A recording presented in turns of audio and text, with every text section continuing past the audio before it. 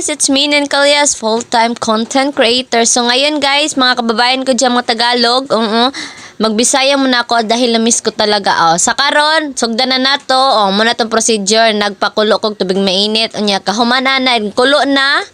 Ang sunod buhaton na muna akong ingredients, isdang bangos nya, sabuyas bahunan, sabuyas Bombay, and then kamatis niya. Ako nang gibutang kahimbukal naman.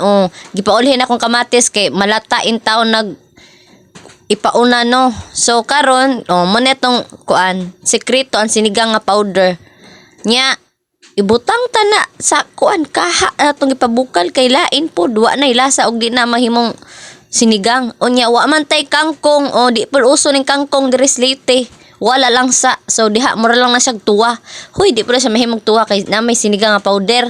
Nya himan na mekos-mekos kay you know, so bot nga nato og asin kay aron mula sa jud kay mura siya tuwa no, mopait gyud na siya. Hello nya mekos-mekos nya. Perfect combo na tay lumpia.